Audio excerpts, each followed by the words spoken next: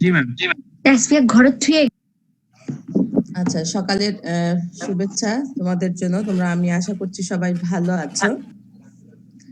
আমরা আজকে যেটা পড়বো, দেখো তোমাদের স্ক্রিনে অলরেডি সেটা তোমরা দেখতে পাচ্ছ, ব্লুমস টেক্সোনমি।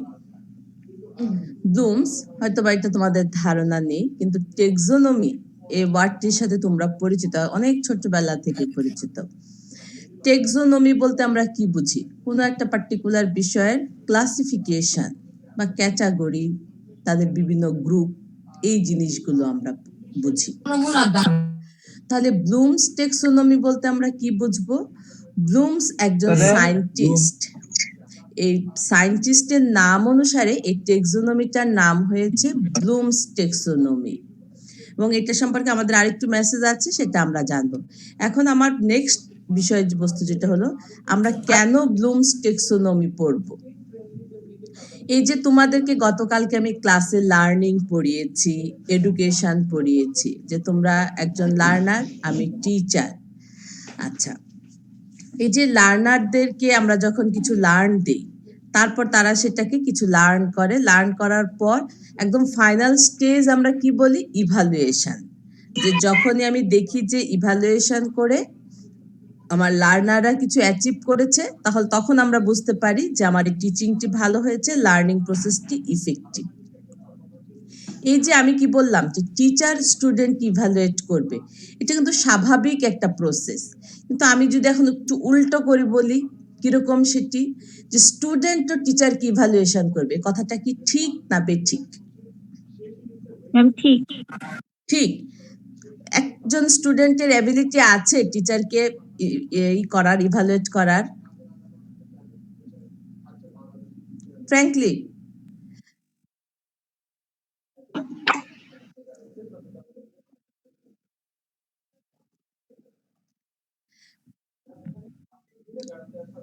সে ডিটারমিন করতে পারবে এবং সেটা করার জন্য সে অ্যাবল।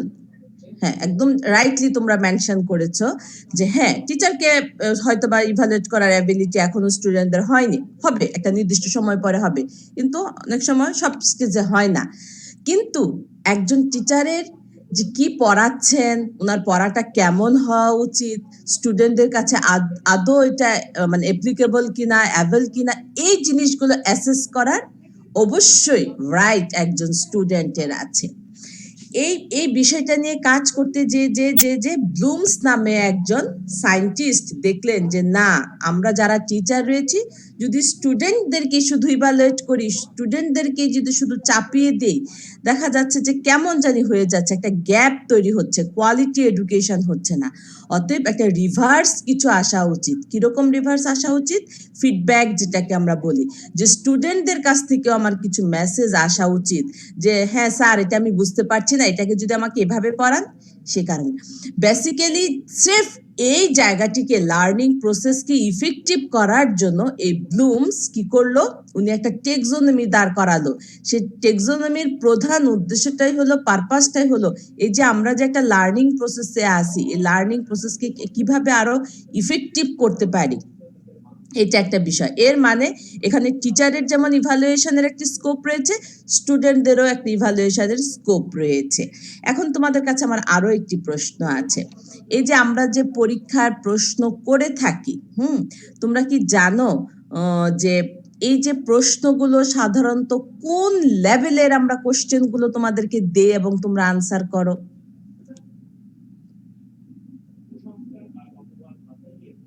বুঝতে পেরেছো আমার প্রশ্নটা? ম্যাডাম উচ্চতর দক্ষতা। উচ্চতর দক্ষতার প্রশ্ন করে থাকি। যেমন যেমন ধরো তোমার এই যে এক্সটেনশনের একটি কোশ্চেন, তুমি উদাহরণ দিয়ে বলো, ম্যাডাম আপনি বলেছিলেন এই কোশ্চেন গুলো পরীক্ষায় আসতে পারে, একটু বলো তো আমাকে দু একটা প্রশ্ন। ম্যাডাম কোশ্চেন তো ভুলে গেছি ম্যাডাম। না না, যে কোনো টপিক, ধরো গতকালকে যা পড়িয়েছে আমি, লার্নিং এবং এডুকেশন। হ্যাঁ, what is education with example. তারপর ধরো অন্য একটা সাবজেক্টের দিকে যাও, ধরো তো এরপর তোমাদের এন্টোমোলজি ক্লাস আছে আমি জানি, এন্টোমোলজি থেকে একটা কোশ্চেন করো, বলো দেখি।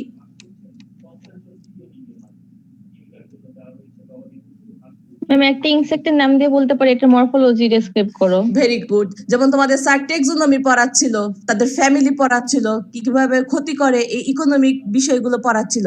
এই যে দেখো কোশ্চেন গুলোর যে স্টাইল আমি বললাম, what is, describe, list down, explain, এই যে এই কথাগুলোর সাথে কিন্তু তোমার কোশ্চেনের আনসার রিলেটেড।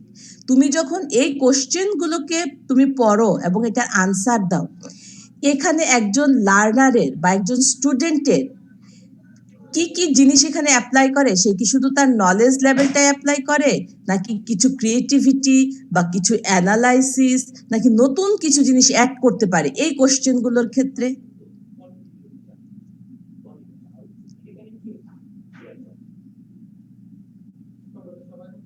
এই ম্যাম এটা তো কোশ্চেনগুলোর ক্ষেত্রে বিভিন্ন কোশ্চেনের ক্ষেত্রে বিভিন্ন হয়। যেমন হোয়াট ইজ এর ক্ষেত্রে তো ম্যাম যেটা হচ্ছে সে নলেজটা গেইন করলো সেটা শুধু সে ওইটাই দিবে।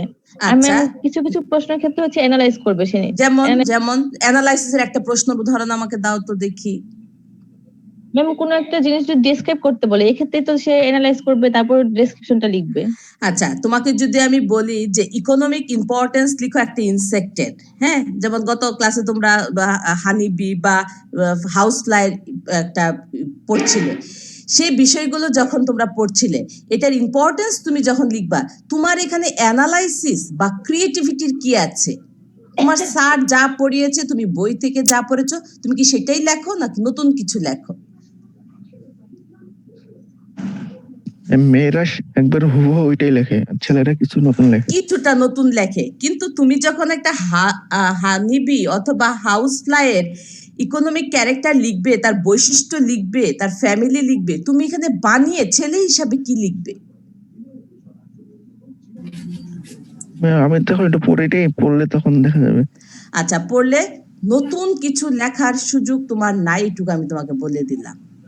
নতুন কিছু তুমি লিখতে পারবে না, হয়তোবা কম মার্কস পাও না, কথাটা এরকম না। আমি যে জিনিসটা তোমাদেরকে বোঝাতে চাচ্ছি সেটা হলো, এখন পর্যন্ত আমরা যে কোশ্চেন গুলো করে থাকি, আমরা যারা টিচার আছি, এটা আমাদের দোষ না, আমরা এভাবে শিখে এসেছি যে আমরা যে কোশ্চেন গুলো করি সবগুলোই দেখা যাচ্ছে যে রিমেম্বারিং লেভেল অথবা আন্ডারস্ট্যান্ডিং লেভেল অথবা রিকল লেভেল অথবা জাস্ট ডিসকাশন লেভেল, এই পর্যন্ত তোমাদের কোশ্চেন গুলো এসে থেমে যাচ্ছে। এখানে একজন স্টুডেন্টের নতুন কিছু লেখার মতো সুযোগ করে দিচ্ছি না। আমাদের কিছু কিছু কোশ্চেন আসে, খুব কম কোশ্চেন আসছে যে জাস্টিফাই ইউর আনসার। হ্যাঁ, জাস্টিফাই ইউর আনসার যখন আমরা এই ধরনের কোশ্চেন দেই, তখন কিছুটা একজন লার্নারের কি থাকে, সুযোগ থাকে, তখন একজন স্টুডেন্টের কিছু নতুন কিছু লেখার স্কোপ থাকে। আচ্ছা, তাহলে দেখো, আমরা যারা লার্নার আছি, গতকালকে আমি তোমাদেরকে লার্নারদের স্টাইল পড়াচ্ছিলাম, লার্নিং স্টাইল পড়াচ্ছিলাম। তাহলে আমি যে কোশ্চেন গুলো করেছি, এই কোশ্চেন গুলোর মধ্যে 90% কোশ্চেনের আনসার ছিল মুখস্থ রিলেটেড। যে তুমি যা মুখস্থ করেছো বা প্রিভিয়াসলি তুমি যা পড়েছো বা রিডিং দিয়েছো, সেখান থেকে তুমি অ্যাপ্লাই করেছো, নতুন কিছু করার সুযোগ নাই। কিন্তু আমরা জানি আমাদের 7 রকমের লার্নার আছে, তাহলে আমার এক রকমের লার্নারকে আমি অ্যাসেস করতে পারছি, তাহলে হোল আমার এখানে 350 স্টুডেন্টস রয়েছে, সবার ক্যাটাগরি কি সেম? না ম্যাম। না ম্যাম। এই কথাটাকে চিন্তা করেই ব্লুমস আসলে এই টেক্সোনমিটাকে ডেভেলপ করেছেন, যে না, একজন স্টুডেন্টকে ইভালুয়েট করতে হলে শুধুমাত্র মুখস্থ জিনিস দিয়ে, রিমেম্বারিং জিনিস দিয়ে তোমরা স্টুডেন্টকে ইভালুয়েট করো না। তাহলে কি হয়ে যাচ্ছে, অনেক স্টুডেন্টকে আমরা ইভালুয়েশন করতে পারছি না, অনেক স্টুডেন্টকে আমরা জাস্ট ব্যাক সাইডে রেখে দিচ্ছি। অতএব তাদেরকেও সামনে নিয়ে আসা প্রয়োজন। এই কারণে আসলে ব্লুমস টেক্সোনমির উৎপত্তি হয়েছে। এখন আমরা ফরমেটিভ ওয়েতে যাব বা স্ট্রাকচারড ওয়েতে যাব। এই পর্যন্ত তোমরা বুঝেছো কিনা যে ব্লুমস টেক্সোনমিটা দেওয়ার উদ্দেশ্য কি? যে সকল ধরনের লার্নারদেরকে অ্যাসেস করার জন্য একটা সিস্টেম, এখানে লার্নারদেরকে যেমন অ্যাসেস করার সুযোগ রয়েছে, অনুরূপভাবে টিচারদেরকে অ্যাসেস করার একটি সুযোগ আমার থাকবে। এটাই হচ্ছে আমার ব্লুমস টেক্সোনমি। ক্লিয়ার? ব্লুমস টেক্সোনমিটা কি? জি ম্যাম। একটা টেক্সোনমি। এখন তোমরা বলো দেখি ব্লুমস টেক্সোনমিটা কি?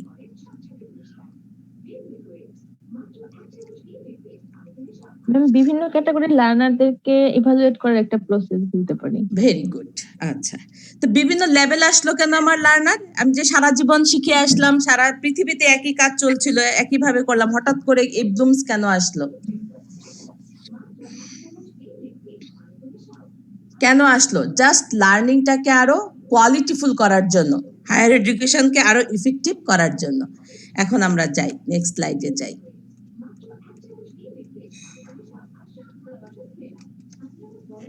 ব্লুমস্কি এটা একজন সায়েন্টিস্টের নাম, আমি আগেই বলেছি। আর টেক্সোনমি কি আমরা জাস্ট বলেছি, যেটা একটা গ্রুপ বা অ্যারেঞ্জমেন্ট বা ক্যাটাগরি। তোমরা এটা খুব ভালো করে জানো ব্লুমসটা কি। এবং এটা কোত্থেকে এসেছে? এটা একটা গ্রিক ওয়ার্ড থেকে আমরা এসেছে। টেক্সিস আমরা বলতে চাচ্ছি, নোমোস বলতে চাচ্ছি, অ্যারেঞ্জমেন্ট এবং সায়েন্স, আর কিছু না। এটা নতুন কিছু নেই এখানে। Who is Benjamin? বেঞ্জামিন সম্পর্কে আমরা এখন জানি। বেঞ্জামিন ব্লুমসটা কে? উনি একজন আসলে সায়েন্টিস্ট, আমেরিকান একজন সায়েন্টিস্ট। উনি এডুকেশন নিয়ে কথাবার্তা বলতেন, এডুকেশনের বিভিন্ন থিওরি নিয়ে কাজ করতেন, এবং পরবর্তীতে উনি আসলে এই টেক্সোনমিটা দিয়েছেন। Why use blooms টেক্সোনমি? কেন আমরা ব্লুমস টেক্সোনমি ইউজ করব? এটা তোমাদের একটা পরীক্ষার প্রশ্ন, যে এখানে তোমাদের একটা পরীক্ষা আসে যে ইউজেস অফ ব্লুমস টেক্সোনমি বা হোয়াই ইউজ ব্লুমস টেক্সোনমি। আচ্ছা, কি বলেছি? Write and revise learning objective. Learning অবজেক্টিভটাকে রিভাইজ করার জন্য, যে ঠিক আছে কিনা, যে আমার স্টুডেন্টরা শিখতে পারছে কিনা, এখানে আমার টিচারকে অ্যাসেস করার সুযোগ রয়েছে কিনা। প্ল্যান কারিকুলাম, যে একটা কারিকুলাম থাকতে হবে। আমরা গত ক্লাসে বলেছিলাম, দেখো যে এডুকেশনটা হলো ফর্মাল এডুকেশন। তোমরা যে এডুকেশন নিচ্ছ তার একটা কি থাকবে? কনক্রিটনেস থাকবে, সে একটি স্ট্রাকচার্ড ওয়েতে কথা বলবে। স্ট্রাকচার্ড বলতে বলছিলাম তার একটা কারিকুলা থাকবে, ইত্যাদি ইত্যাদি। এটাই বলা হয়েছে যে প্ল্যান কারিকুলাম থাকবে, একটা ফিক্সড কিছু থাকবে। তারপরে identify simple to most difficult skill, কিভাবে আমি আরো বেশি বেশি স্কিল অর্জন করতে পারি সেটার একটা সুযোগ থাকবে। এভাবে আমাদের কয়েকটা পয়েন্ট এখানে দেয়া আছে, যে হোয়াই ইউজ ব্লুমস টেক্সোনমি, আমরা কেন ব্লুমস টেক্সোনমিটাকে ইউজ করব।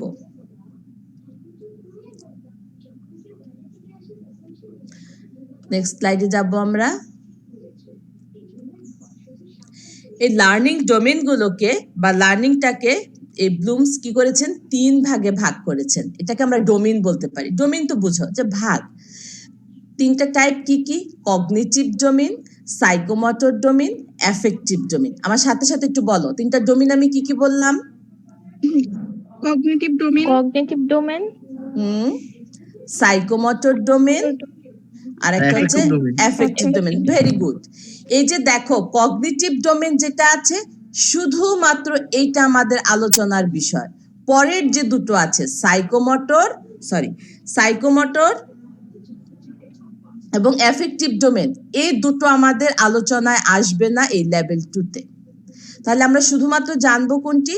কগনিটিভ ডোমেন যেটি রয়েছে, সেই কগনিটিভ ডোমেন সম্পর্কে আমরা জানবো, সাইকোমোটর এবং অ্যাফেক্টিভ বাদ। কিন্তু আমাদেরকে এইটুক জানতে হবে যে লার্নিং এর 3টা ডোমেইনস রয়েছে বা 3টা টাইপ রয়েছে, কগনিটিভ, সাইকোমোটর, অ্যাফেক্টিভ। এবং কগনিটিভ সম্পর্কে মিনিমাম নলেজ আমার যেটা জানি, যে হোয়াট উই নো, আমরা কি জানি, এই বিষয়টাকে এখানে অ্যাসেস করা হয় এই কগনিটিভ ডোমেইনে। সাইকোমোটর এটা হচ্ছে কি একটা ফিজিক্যাল অ্যাক্টিভিটিস এর সাথে রিলেটেড, স্কিল ওরিয়েন্টেড। আমরা দেখো একটু বলেছিলাম যে বিহেভিয়ারের চেঞ্জ, যে নলেজ আমার হতেই থাকবে, এটা যখন ম্যাচিউর হবে তখন আমি স্কিলড হব। এর মানে ওই কাজটি যখন আমি করি, বুঝি বা কোথাও অ্যাপ্লাই করার চেষ্টা করি, তখন আমার সাইকোমোটরটা ডেভেলপ করে। সাইকোমোটর হচ্ছে এখানে নিউরনের ইনভলভমেন্ট মানে কি? তুমি হাতে করবে অথবা মুখে বলবে বা চোখ দিয়ে কিছু ইশারা করবে। তোমার এখানে বিভিন্ন নার্ভাস সিস্টেমকে আমরা ইনক্লুড করছি, এই জন্য বলছি হাউ উই ডু, কিভাবে আমরা করব, এই বিষয়টা থাকবে আমার সাইকোমোটর। শুধু এতটুকুই জানবো, এখানে আমরা ডিটেলস জানবো না। অ্যাফেক্টিভ ডোমেন, ওই যে গতকালকে আমরা বলেছিলাম যে কাইনেস্থেটিক কিছু পার্সন রয়েছে, যে খুব বেশি চিন্তা ভাবনা করে, সবসময় ম্যাথামেটিক্যালি একটা কনক্লুশন ড্র করার চেষ্টা করে, এবং তার অ্যাটিটিউডের মধ্যে একটা, এটাকে আমরা বলতে পারি হাউ উই ফিল, আমরা কিভাবে ফিল করছি, এই বিষয়টাকে এখানে নিয়ে আলোচনা করা হয়েছে। স্রেফ আমরা এই 3টা জিনিসই জানবো, কিন্তু কগনিটিভটা আমরা ডিটেলস জানবো। এর জন্য আমি নেক্সট স্লাইডে যাব।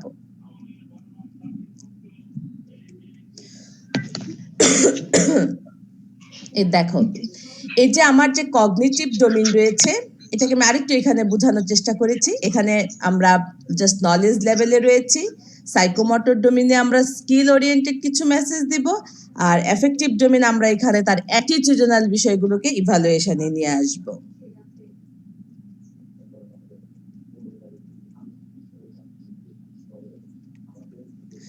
আমরা সাইকোমোটর এবং এফেক্টিভকে টাচ করব না, আমরা জাস্ট ওখানে রেখে দিব, ওটা থাকুক ও পাশে। এখন আমাদের কগনিটিভ ডোমেইনের দেখো আরো কি কি রয়েছে। এই কগনিটিভ ডোমেইনকে অ্যাসেস করার জন্য বা আমার এই নলেজ লেভেলটা ইমপ্রুভ করা হয়েছে কিনা বা আমি ইমপ্রুভড হচ্ছে কিনা, তার জন্য আমার এখানে 6টি স্টেপের মাধ্যমে আমাকে ইভালুয়েশন করা যায়। 6টি ধাপ রয়েছে: knowledge, comprehension, application, analysis, synthesis and evaluation. এই যে 6টা ধাপ রয়েছে, এই 6টা ধাপ হচ্ছে কার পার্ট? আমার কগনিটিভ ডোমেইনের পার্ট।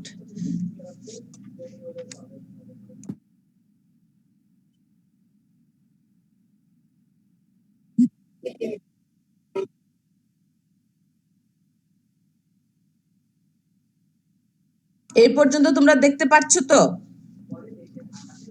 জি ম্যাম। পরের স্লাইডে যেয়ে আমাদের একটু প্রবলেম হয়ে যাবে। কি প্রবলেম সেটা আমরা এখন দেখি, আগে আমি বলছি না।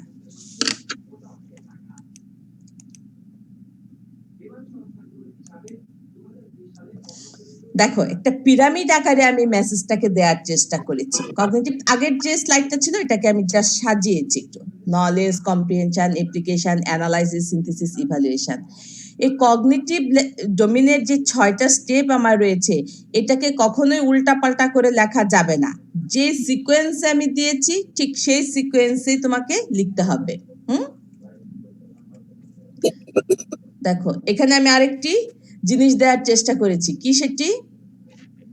কগনিটিভ ডোমেইন নিয়ে আসলে আমাদের এই ব্লুমস যিনি রয়েছেন, উনি 1956 থেকে কাজ শুরু করেছেন এবং এভাবে উনি কাজগুলো করে জাস্ট এই অ্যারেঞ্জমেন্টটা দিয়েছেন, ব্লুমস। আমি কিন্তু একটু পরে আমি একটা নতুন সায়েন্টিস্টের নাম বলবো। এখন পর্যন্ত যা দেখছি এটা কিন্তু আমি ব্লুমসের কাজগুলোকে দেখছি, এবং ব্লুমসের এই কাজগুলোর সাথে দেখো এখানে একটা অ্যারো চিহ্ন আমি ইউজ করেছি, লোয়ার অর্ডার থিঙ্কিং নলেজ, এবং এখান থেকে আমার নিচের থেকে উপরের দিকে একটা অ্যারো দিয়েছি। এর মিনিংটা কি হতে পারে বলো তো দেখি? এই অ্যারোটার মিনিংটা কি? Bottom to top, very good. কিন্তু বটম টু টপ কেন বোঝাচ্ছি আমি? বটম টু টপ কেন মেনশন করার প্রয়োজন হলো আমার? ম্যাম সিরিয়ালি করতে হবে সেটা আছে। যেমন এগুলো হচ্ছে মানুষের এক একটি নলেজের ধাপ। তুমি যখন কিছু জানো, তুমি প্রথমে কি ইভালুয়েশন করো কোনো বিষয়ে? কোনো জিনিসকে সিনথেসিস করো, অ্যানালাইসিস করো, অ্যাপ্লিকেশন করো। প্রথমে কিন্তু তুমি নলেজ নাও, মানে ইনফর্মড হও, কম্প্রিহেনশন করো, আন্ডারস্ট্যান্ড হওয়ার চেষ্টা করো। এই জন্য উনি এই অ্যারোটাকে দিয়েছেন যে তোমার যে নলেজ লেভেলটা রয়েছে ইয়েলো কালার থেকে আস্তে আস্তে রেড কালারের দিকে মুভ করবে। নিচের থেকে উপরের দিকে উনি এটা বোঝাতে চাচ্ছেন। দ্যাট মিনস যদি নিচেরটা আমার লোয়ার লেভেল হয় তাহলে উপরটা কি লেভেল হবে? আপার লেভেল। আপার লেভেল বা হায়ার লেভেল হবে। Very good.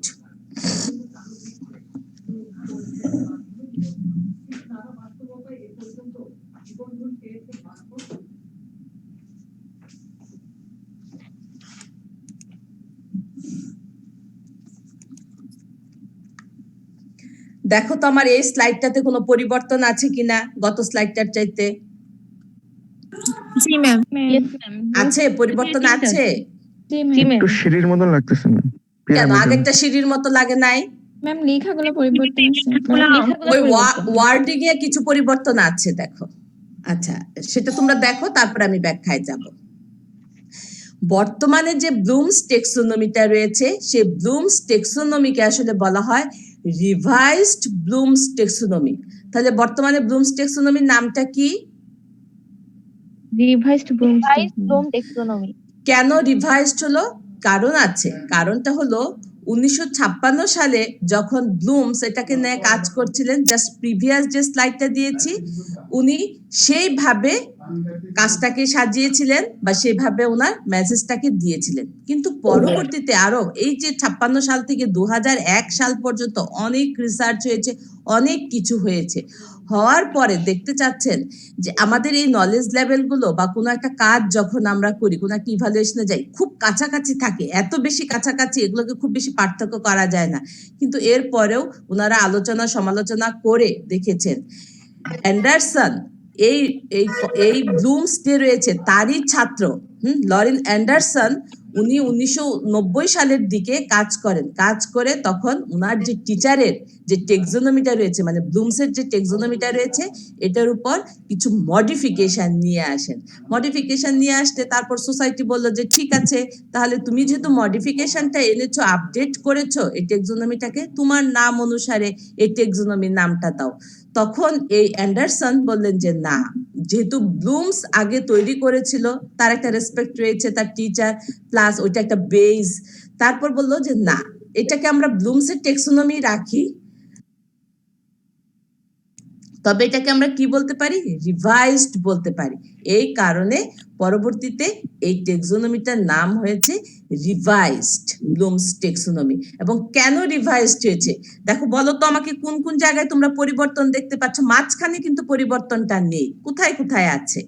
ম্যাম লোয়ার লেভেলে আছে, হায়ার লেভেলে আছে। হ্যাঁ, লোয়ার লেভেলে আছে আর একটা হায়ার লেভেলে আছে। লোয়ার লেভেলের পরিবর্তনটা খুব বেশি রিমার্কেবল পরিবর্তন না। রিমেম্বারিং আগে ছিল নলেজ, তারপর এখন এসেছে রিমেম্বারিং। নাম্বার 2 তে ছিল কম্প্রিহেনশন এবং নাম্বার 2 তে এখন আছে আন্ডারস্ট্যান্ডিং। এগুলো খুব কাছাকাছি, এটার খুব বেশি পরিবর্তন নেই। কিন্তু বেসিক পরিবর্তন যে জায়গাটি দেখা দিয়েছে, ক্রিয়েটিং এবং ইভালুয়েশন। আগে কি ছিল, ইভালুয়েটিংটা উপরে ছিল আর সিনথেসিসটা নিচে ছিল। পরে আসলে দেখলো যে অ্যান্ডারসন দেখলো যে না, আসলে মানুষ যখন নতুন কিছু বের করে ফেলে, ওইটা হচ্ছে ক্রিয়েটিভিটি বা ক্রিয়েটিং এর মাধ্যমে করে, ইভালুয়েশনের মাধ্যমে করে না। অতএব ইভালুয়েশনটা তার আগের স্টেজে আসা উচিত, যে ইভালুয়েশন করব তারপর আমি একটা জিনিসকে ক্রিয়েট করব। সেই কারণে জাস্ট এই রিঅ্যারেঞ্জমেন্টটা হয়েছে, আর কোথাও কোনো পরিবর্তন নেই। দেখো, অ্যানালাইজিং, অ্যাপ্লাইং এগুলো ঠিক আছে। তাহলে তোমরা আমাকে প্রশ্ন করতে পারো, ম্যাডাম পরীক্ষায় কোনটা আসবে, কোনটা আমি দিব, ঠিক না?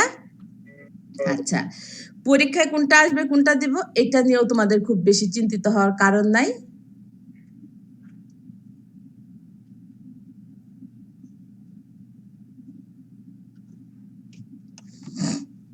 কেন চিন্তিত হওয়ার কারণ নাই? এই যে দেখো, এখন আমি দিয়ে দিয়েছি।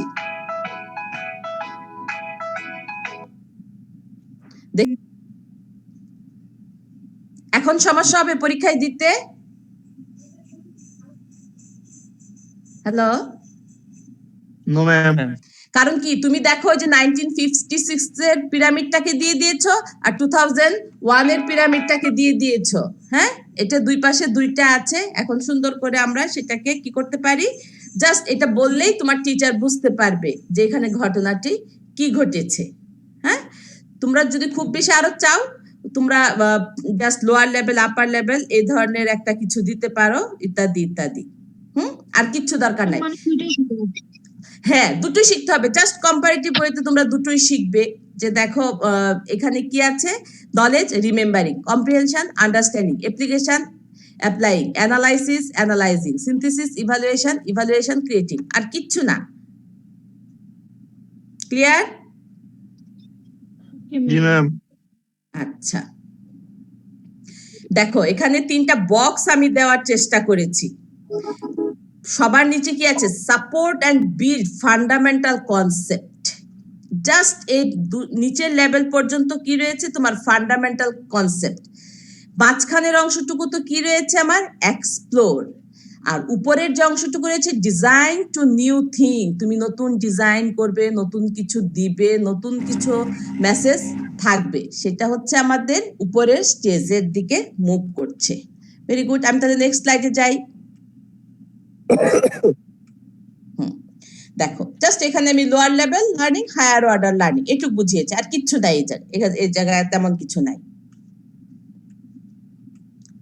এটাকে আমি আরো তোমাদেরকে মনে রাখার জন্য, ইন্টেনশনটাকে ধরে রাখার জন্য জাস্ট এই ধরনের কিছু গ্রাফিক্যাল ছবি ইউজ করেছি। এটা হচ্ছে আসল জায়গা। এখন এই যে রিমেম্বারিং স্টেজ আমি যেটা বললাম, এখানে তুমি কি করো? আমি তোমাদেরকে প্রথমে প্রশ্ন করছিলাম না যে পরীক্ষায় যে তোমরা যে কোশ্চেন গুলো আনসার করো, আমাদের অধিকাংশ কোশ্চেনই কি লেভেলে থাকে? জাস্ট রিকল লেভেলে আমরা তোমাদেরকে কোশ্চেন করি। কিন্তু আমরা জানি অনেক রকমের লার্নার রয়েছে, হ্যাঁ, বা আমাদের যে পড়াশোনার যে সিস্টেমটা রয়েছে শুধুমাত্র যে মুখস্থ বিদ্যায় করতে হবে না, এটাকে কিন্তু অ্যাপ্লাই করারও অনেক স্কোপ রয়ে গিয়েছে। সেই ইনফরমেশনগুলো আমরা স্টুডেন্টদের কাছ থেকে বের করে নিয়ে আসি। সেই কারণে বলতে চাচ্ছি যে না, তোমরা শুধু এদিকে যেও না, তোমরা আরেকটু সামনের দিকে যাও। এখন তোমরা যদি ক্যাম্পাসে যখন আসবে তখন কিন্তু এবার যদি আমরা নাও পারি, নেক্সট সেমিস্টার থেকে অবশ্যই আমরা কিন্তু কোশ্চেনের স্টাইল ভিন্ন ভাবে নিয়ে আসছি। কিরকম ভিন্ন ভাবে নিয়ে আসছি? শুধুমাত্র এখন মুখস্থ রিলেটেড কোশ্চেনই থাকবে না, তোমরা অ্যাপ্লাই করতে পারো, অ্যানালাইজ করতে পারো। এই ফরম্যাটের একটা পরিবর্তন কিন্তু আমরা এই মানে জাস্ট এই করোনাকালীন সময় করছি, এবং এটা কন্টিনিউয়াস প্রসেস। এটা হয়তো বা আমরা পাস করিয়ে নিব নেক্সট একাডেমিক্স মিটিং এ। আচ্ছা, কেন নিচ্ছি? জাস্ট স্টুডেন্টদেরকে ইভালুয়েট যাতে আরো বেটার ভাবে আমরা করতে পারি, এবং তারা যেন আমাদের কাছে আরো ভালো করে এক্সপোজ হতে পারে। শুধু মুখস্থ বিদ্যার উপর থাকবে না। যেমন মেয়েদেরকে সবসময় একটা দোষ দেয় না? কি দোষ দেয় বলো? এই আমার ছাত্রীটা কথা বলো। মুখস্থ ম্যাম করে শুধু মুখস্থ করে। হ্যাঁ, আজকে সকালেও কিন্তু বলছে আমাকে যে ম্যাডাম মেয়েরা মুখস্থ করে দে, আমি হইলে হাউস ফ্লায়ার ইকোনমিক ইম্পর্টেন্স বানায় লিখে দিব। আমি দেখতে তাহলে কি চাই। ম্যাডাম কে বলছে এটা? এই কথাটা কে কম পাবো বলছে? না? হ্যাঁ, কে বলছে জিজ্ঞাসা কর, আমার কি এখন মনে আছে কে বলছে? হ্যাঁ, বলো কি কোশ্চেন করছিলা? ম্যাডাম তাইলে কি এক্স কোশ্চেন কমন পাবো না? না, কোশ্চেন অবশ্যই কমন পাবে, কিন্তু কোশ্চেনের স্টাইল, কোশ্চেনের ফর্ম, কোশ্চেনের যে মানে আনসারিং এর স্টাইলটা চেঞ্জ হয়ে যাবে, একটু চেঞ্জ হবে, 100% হবে না। এখানে বলতে চাচ্ছে যে রিমেম্বারিং স্টেজ আপনি 60% কোশ্চেন দেন, অ্যাটলিস্ট আপনি ক্রিয়েটিং বা অ্যানালাইজিং লেভেলে একটা কোশ্চেন দেন, অ্যাপ্লাই লেভেলে একটা কোশ্চেন দেন। এভাবে আমরা আগাবো আস্তে আস্তে। আচ্ছা, তোমাকে কিন্তু এখানে কিছু অ্যাকশন ভার্ব মুখস্থ করতে হবে। আমি যাব নেক্সট স্লাইডে যাব। তোমরা দেখেছো এই স্লাইডটা? এটা জাস্ট প্রত্যেকটা স্টেপের জন্য আমি এখানে বুঝিয়ে দিয়েছি যে কোনটাতে আসলে কি করতে হবে। এই যে এটা হচ্ছে তোমাদের আসল জায়গা। কি মানে এখানে যখন আমরা কোশ্চেন করব তখন এই ভার্ব গুলোকে ইউজ করে তোমাদেরকে কোশ্চেন করব, তখন তোমাকে বুঝতে হবে যে তুমি কোন লেভেলের আনসারটা দিচ্ছ। ঠিক আছে, আমি আবার পুরাতন সিস্টেমে ফিরে যাব। কিরকম পুরাতন সিস্টেমে ফিরে যাব? এই ফুলটাকে বাবা মুখস্থ করতে হবে। এতক্ষণ পড়ায় ম্যাডাম লাভ দিয়ে কি লাভ হলো ম্যাডাম? লাভ হলো কি? আচ্ছা, আসল কথাটা কি হলো জানো? যেমন গত ক্লাসে বলতেছিলাম যে আমি একজন ভাইস চ্যান্সেলরের ছেলে, আমি সব বুঝি, সব পারি। ফার্স্ট ইয়ারে ভর্তি হয়ে আমি বলবো যে এবার ফাইনাল ইয়ারের এক্সাম আমি দিতে চাই। এটা কিন্তু সম্ভব না, ফর্মাল এডুকেশনে কিন্তু সম্ভব না। তোমাকে অবশ্যই কিছু স্টেপ ফলো করে তারপর সামনের দিকে এগিয়ে যেতে হবে। ঠিক লার্নিংটাও এরকম, এডুকেশনটাও এরকম। অ্যাট লিস্ট তোমাকে কিছু মেসেজ রিসিভ করতে হবে, নলেজ লেভেলে সেট করতে হবে। কারণ তোমার যদি একটা নির্দিষ্ট লেভেল নাই থাকে তাহলে কিন্তু তুমি উপরের স্টেপে কখনোই যেতে পারবে না, সেখানে তোমার ব্রেকডাউন ঘটবে। এই কারণে অবশ্যই তোমাকে সিনথেসিস লেভেলে আমি নিয়ে যাব, ইভালুয়েশন লেভেলে নিয়ে যাব, কিন্তু তোমাকে অ্যাটলিস্ট আগে ইনফরমেশন গুলোকে রিসিভ করে নিজের মধ্যে আয়ত্তে নিয়ে আসতে হবে। আমরা এডুকেশনে কি পড়েছিলাম? জাস্ট ইনফর্মড হওয়াটা হচ্ছে এডুকেশন, আর পার্মানেন্ট চেঞ্জ অর পাস্ট রেজাল্টের এক্সপেরিয়েন্সটা হচ্ছে তোমার কি? লার্নিং। এই কারণে তোমাকে এই জায়গাটুকু মুখস্থ করতে হবে, এবং পরীক্ষায় অ্যাটেন্ড করার জন্য হলেও মুখস্থ করতে হবে, কারণ তোমাদের এখনো খুব বেশি সুযোগ আসেনি ব্লুমস টেক্সোনমিকে ডিটেলস পড়া বা ডিটেলস এটা সম্পর্কে ধারণা নাও। অবশ্যই ইন্টারনেটে প্রচুর মেসেজ আছে, তোমরা যদি লার্ন করতে চাও অবশ্যই সেখান থেকে লার্ন করতে পারবে। তবে আমি শুধুমাত্র তোমাদেরকে জাস্ট উইন্ডোগুলোকে ওপেন করে দিলাম যে এই জায়গাটি আমাদের জানা অ্যাটলিস্ট উচিত, এবং এরপরে তোমরা আরো ভাস্ট মেসেজ রিসিভ করতে পারবে। তাহলে ব্লুমস টেক্সোনমি সম্পর্কে তোমাদের মিনিমাম একটা ধারণা হলো, আমি এটা আশা করতে পারি কি? ম্যাম। আচ্ছা, ভেরি গুড। তাহলে আমি এই স্টপ করে দিব এই স্লাইডটাকে, আমরা আরেকটা ছোট্ট একটা আগের আইটেমে স্লাইড যাব। একটু দেখাইলে ভালো হতো ম্যাডাম। আচ্ছা, ঠিক আছে। ওকে ম্যাডাম, ধন্যবাদ। আচ্ছা,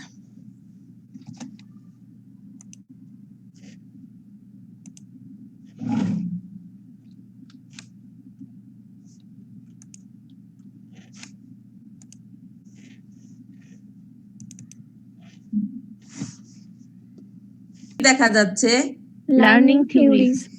লার্নিং থিওরিজ। আসলে লার্নিং চ্যাপ্টারটা না কিছুটা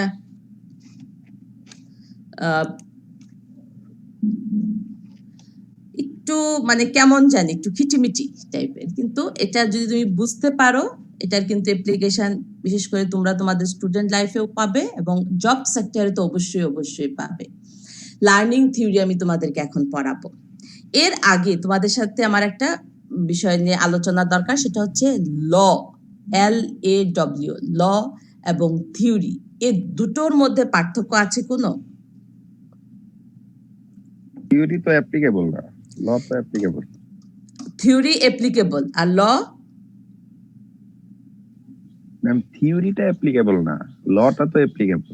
থিওরিটা অ্যাপ্লিকেবল না আর লটা অ্যাপ্লিকেবল, বুঝলাম না। অ্যাপ্লিকেবল বলতে কি বোঝাতে চাচ্ছ তুমি? একটু এক্সপ্লেনেশন প্রয়োজন।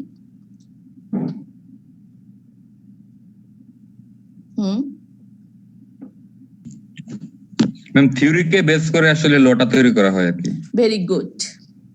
দেখো আমার নেক্সট স্লাইডে তুমি পেয়ে যাবে। লাস্ট লাইনটা পড়ো।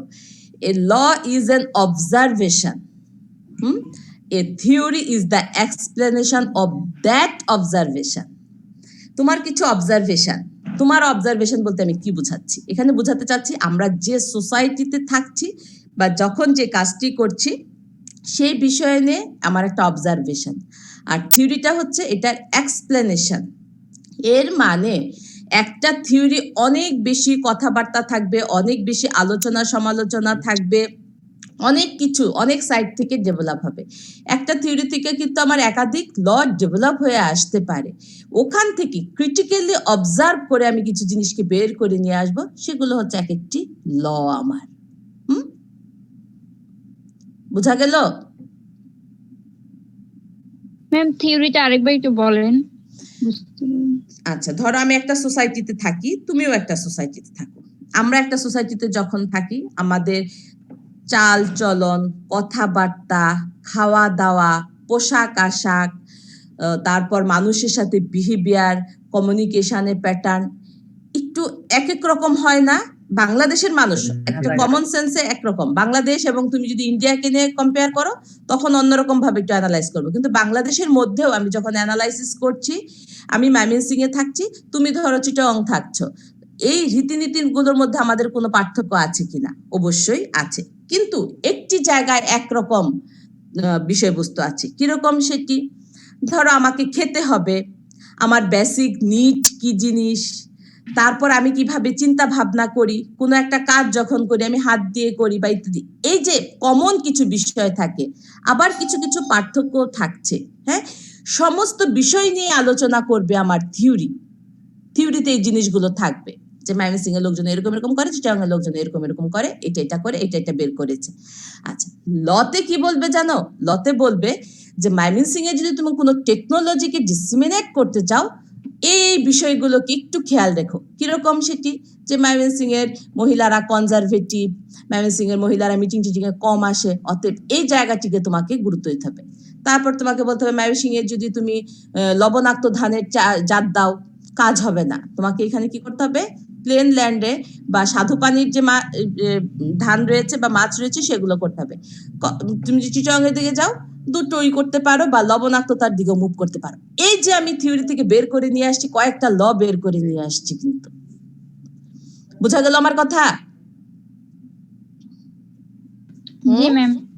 আরো কিছু এক্সপ্লেনেশন প্রয়োজন? No ma'am. আচ্ছা, ভেরি গুড। ম্যাম সায়েন্সে যে ল মানে থিওরিটা আছে এই থিওরিটা কি সেম? হ্যাঁ, আমি সায়েন্সের থিওরি নিয়েই বলছি। আচ্ছা, তোমাদেরকে আজকে যেটা আমি পড়াবো লার্নিং এর কিছু থিওরি। তোমরা আমাকে বলতে পারো ম্যাডাম লার্নিং এর থিওরি পড়ার কেন প্রয়োজন? হ্যাঁ, লার্নিং এর থিওরি আমার লাগবে, কারণ লার্নিংটাকে আমাকে বুঝতে হলে কিভাবে এটা ডেভেলপ হয়েছিল সেই জন্য আমরা পড়বো। এখানে দেখো আমি একটা লিস্ট দিয়েছি। কানেকশনিস্ট থিওরিজ কিছু কথা বলেছি, বা অ্যাসোসিয়েটিভ থিওরি বলেছি, কগনিটিভ থিওরিজ অথবা ফিল্ড থিওরিজ আমরা বলেছি। এই থিওরিগুলো শুধু জানবো, আমরা মুখস্থ করব শুধুমাত্র হেডলাইন গুলো, যে Pavlov's theory, Thorndike theory, Skinner's theory, Hull's theory, এইভাবে আমরা পড়বো। জাস্ট নামগুলো পড়বো, মুখস্থ আর কিচ্ছু না। এখান থেকে আমরা স্রেফ এই লিস্টটাকে মুখস্থ করব। ডিটেলস আমাকে জানতে হবে কি কি, Pavlov's theory, Thorndike, trials and error theory অথবা বন্ড থিওরি, আর কগনিটিভ থিওরির আন্ডারে রয়েছে গেস্টালট বা ইনসাইট থিওরি। এই তিনটা থিওরি আমরা ভালোভাবে জানবো, তবে এদের মধ্যে সবচাইতে বেশি ভালোভাবে জানবো প্যাভলভস ক্লাসিক্যাল কন্ডিশনিং যে থিওরিটা রয়েছে সেটি সম্পর্কে। তাহলে কি বললাম বলো, আমার এই স্লাইডটা থেকে আমরা কি জানলাম? প্রথমে আমাদের একটা মুখস্থ করতে হবে যে 7-8টা যে নাম আছে এটা। এখান থেকে আমরা ডিটেলস পড়বো এই প্যাভলভস কন্ডিশনিং যে থিওরিটা রয়েছে সেটা সম্পর্কে। এখন প্যাভলভ সম্পর্কে আমি জানি তোমরা অনেকেই কিছু কিছু জানো, জানা আছে প্যাভলভস থিওরি কি নিয়ে কথা বলেছে? জি ম্যাম, কুকুরের লালা দিয়ে প্রতিপত্ত ক্লিয়ার নেই ম্যাডাম, প্রতিপত্ত ক্লিয়ার নেই। রিফ্লেক্স। রিফ্লেক্স। রিফ্লেক্স শব্দটা কি?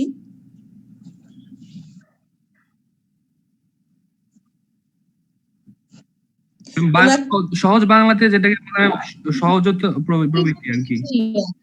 প্রতিবর্তী ক্রিয়া। না, প্রতিবর্তী ক্রিয়া। আচ্ছা, একটা এক্সপিরিয়েন্স কোনো ঘটনা সম্পর্কে যদি আগে আইডিয়া থাকে তাহলে মানে এটার প্রতি একটা মানে সাথে সাথে আমরা শোনা মাত্র এটার প্রতি একটা রিঅ্যাকশন, রিফ্লেকশন বা রিঅ্যাকশন। এখানে অ্যাসার্ট থিওরি বলা হয়। এই যে তোমাদেরকে অ্যাসোসিয়েটিভ থিওরি যেটাকে বললাম অ্যাসার্ট থিওরি, এর মানেটা কি জানো? এখানে স্টিমুলি এবং রিঅ্যাকশন। স্টিমুলিটা কি? যেমন আমি যদি এখন তোমাদেরকে বলি, এখন অবশ্য পাবে না যেহেতু ইন্টারনেটের মাঝখানে আমরা আছি, তোমাদের সামনে যদি একটা খুব সুন্দর একটা খাবারের ডিশ থাকে, সুন্দর খাবারে বলতে চাইনিজ বা এই ধরনের, বা আমরা অনেক সময় দুষ্টামি করে বলি যে মেয়েদেরকে যদি তেঁতুল দেওয়া হয় তার স্যালাইভেশন হয়, ইত্যাদি ইত্যাদি কথাগুলো বলি। কথাগুলো কি সত্যি? হ্যাঁ, আমি সেটাই তোমাদের কাছে জানতে চাচ্ছিলাম, এই কথাগুলো সত্যি কি না বলো।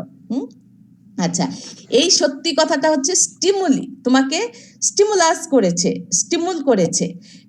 কেন করেছে বা কি ঘটনাটা ঘটেছে জানো? এটা কি ঘটনাটা, কি বিষয়টা কি? ম্যাম কুকুরকে বেঁধে রেখে সামনে মাংস দিয়েছিল আর রেকর্ড করেছিল যে কি পরিমাণ লালাক্ষরণ হচ্ছে, আমার এতটুকুই মনে আছে। এতটুকু মনে আছে না? তাহলে তো তোমরা আমার চেয়ে বেশি জানো, আমি তাহলে আর এখানে কথা না তার আগে একটা ঘন্টা দিত খাবার দেওয়ার আগে। Very good, very good. এই যে দেখো, আমি জাস্ট প্যাভলভস সম্পর্কে কিছু মেসেজ আমি দিয়েছি, জাস্ট এই বিহেভিয়ার সম্পর্কে।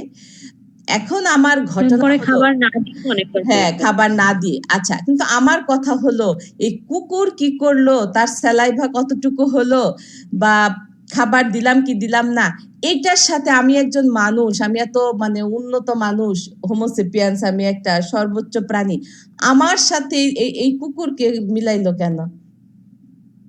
না ম্যাম, এটা তো বিহেভিয়ারাল সায়েন্স, মানে আমরা মানুষের আচরণ কাউকে আমি শিখাইতে চাইলে এরকম কিছু থিওরি অ্যাপ্লাই করতে হবে, এই কারণে। হ্যাঁ, এটার সাথে লিঙ্কটা কি? আমরা এখান থেকে কি বের করে নিয়ে আসবো? একটা বিহেভিয়ার, একটা হিউম্যান বিং। এখানে আমার আসল জিনিসটা একটা বিহেভিয়ারের সম্পর্কে আমি একটা মেসেজ এখান থেকে রিসিভ করব।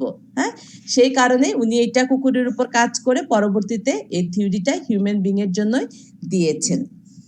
এখানে আমি জাস্ট এই কন্ডিশনাল যে থিওরিটা রয়েছে এটার কিছু এক্সপ্লেনেশন আমি এখানে দেওয়ার চেষ্টা করেছি, যে কিভাবে স্টিমুলি হলো, একটা বেল দিলাম, পরে আমি জাস্ট পরের স্লাইডে কিছু গ্রাফিক্যাল প্রেজেন্টেশন দিব, এটার ব্যাখ্যা এখানে দেওয়া আছে। আমি ব্যাখ্যায় আর যাচ্ছি না, আমি গ্রাফিক্যাল প্রেজেন্টেশনে যাব। এটাকে তোমরা প্রিজার্ভ করো। আমি যাব নেক্সট স্লাইডে।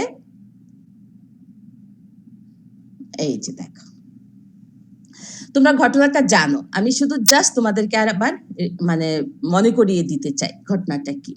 এখানে অ্যাসার্ট থিওরি আমরা বলেছি। অ্যাসার্ট থিওরিটা কেন বলেছি জানো? স্টিমুল এবং রেসপন্স এই দুটো মিলে এই বিহেভিয়ারটা তৈরি হয়েছে এবং এই থিওরিটাকে ডেভেলপ করা হয়েছে এখানে। এই জন্য আমরা কি অ্যাসার্ট থিওরি বলছি। অ্যাসার হচ্ছে স্টিমুলাস। স্টিমুলাস কি? যে তুমি একজন ব্যক্তি বা পশুর যে বিহেভিয়ার রয়েছে সেটাকে অ্যাক্টিভ করার জন্য কিছু একটা কাজ করেছো, সেই কারণে এটাকে স্টিমুলাস বলেছে, এবং সেটার প্রেক্ষিতে তোমার কি রেসপন্স, সেই রেসপন্সটাকে ফলো করে এই ঘটনাটি ঘটেছে, এই জন্য এটাকে এসআর থিওরি বলা হয়। এখন এসআর কিভাবে কাজ করলো? স্বাভাবিকভাবে একটা কুকুরকে যখন তুমি খাবার দিবে, স্বাভাবিক, এটা কিন্তু অস্বাভাবিক ঘটনা, একটা কুকুরকে যখন খাবার দিবে সে কিন্তু খাবারটা খেতে চাইবে। কুকুরের একটি নেচার হলো সে যখন কোনো জিনিস তার ভালো লাগে বা ওটাকে গ্রহণ করতে চায় তখন তার স্যালাইভা নিঃসরণ হয়। এটা একদম একদম ন্যাচারাল একটা বিষয় আমি বললাম, যে খাবার খাওয়ার আগে বা খাবার দেখলে তার স্যালাইভেশন হবে। এখানে কিন্তু কোনো কন্ডিশন নেই, এটা একটা জাস্ট আনকন্ডিশনিং একটা মেসেজ যে খাবার দেখবে তার স্যালাইভেশন হবে। ভালো কথা, একটা কুকুরকে খাবার দেওয়া হলো, দেওয়ার ফলে তার স্যালাইভেশনটা হলো। এখন দেখো পরের স্লাইড যেটা আমি দেখিয়েছি, একটা বেল দেখানো হচ্ছে, বেল মানে ঘন্টা, ঘন্টা দেখানো হচ্ছে কুকুরকে, ঘন্টা এবং বাজানোও হচ্ছে। কুকুর সেটাকে খুব সুন্দরভাবে অবজার্ভ করছে, কিন্তু তার কোনো স্যালাইভেশন নেই। কেন নাই?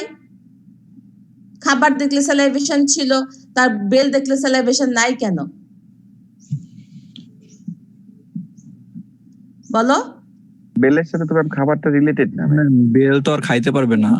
হ্যাঁ, এই জায়গাটাই তোমাকে বুঝতে হবে। একদম আবার কিন্তু নেচারে ফিরে এসছি আমি। তাহলে আমার কৃষককে এই জায়গাটা কি? কৃষককে হচ্ছে তুমি যখন কোনো টেকনোলজি তাকে দিবে সে কিন্তু সঙ্গত কারণে রিসিভ করবে, স্বাভাবিক। কিন্তু আমি কি বলেছিলাম যে আমার গম চাষি রয়েছে, তাকে নিয়ে এখন আমি ভুট্টা দেখাচ্ছি, তাহলে কিন্তু তার স্যালাইভেশন হবে না, তার আগ্রহ জাগাবে না। এই ঘটনাটি ঠিক সেটাই। কুকুর কি চিনে যে খাবার কোনটা বেল কোনটা? সে হ্যাঁ বাই নেচারে জেনেছে যে বেলটাকে সে খেতে পারবে না, এটা তার কনজিউমেবল না, তার বডিতে কোনো রিয়েকশন নেই, অতএব এই কারণে তার স্যালাইভেশন হয়নি। কিন্তু সায়েন্টিস্ট একখানে ক্ষান্ত হননি, উনি কি করেছেন? ঠিক আছে, তোমাকে আমি খাবার দিব, খাবার দেওয়ার আগে একটা শর্ত আছে। আমি তোমাদেরকে বলি না যে আজকে এটা পড়ো, এটা শর্তটা কি? যে আমি ক্লাস শেষে বলে দিব, একটা প্রশ্ন আমি দিব পরীক্ষার জন্য, এটা হচ্ছে আমার শর্ত। এর মানে তুমি মনোযোগ সহকারে কিন্তু আমার ক্লাসটা করবে।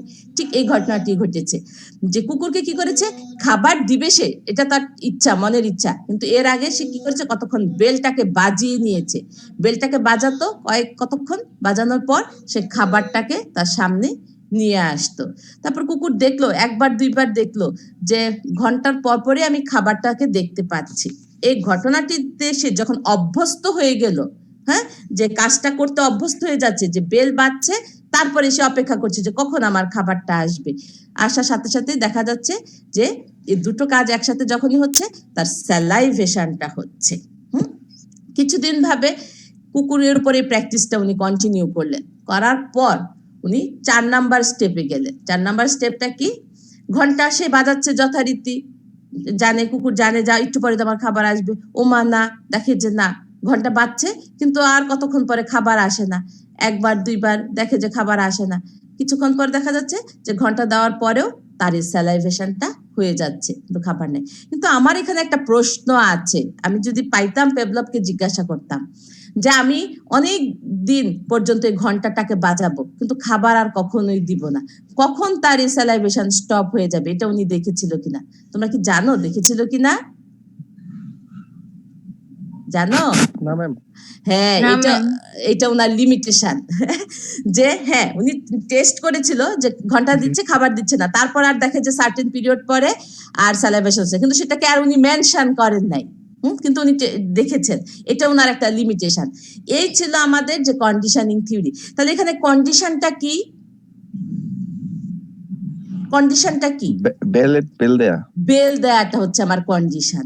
তো ভেরি গুড, যে তাহলে আমরা এখান থেকে একটা মেসেজ যেটা পেলাম যে কন্ডিশনের মাধ্যমে মানুষকে যখন আমি একটা কাজ করতে দেই সেটা করানো সম্ভব, তাকে অ্যাক্টিভ করা, অতএব তার স্টিমুলাস বা তাকে মোটিভেশনে আমি নিয়ে যেতে পারি।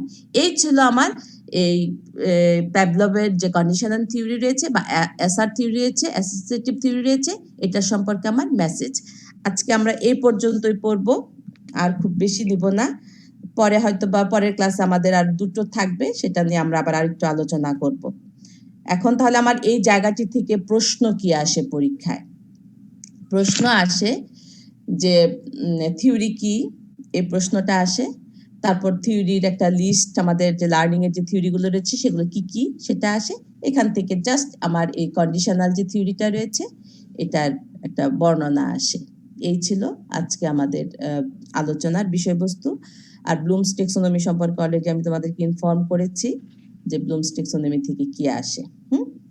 গুড। আচ্ছা, আমি কি স্লাইডটা স্টপ করব? আচ্ছা,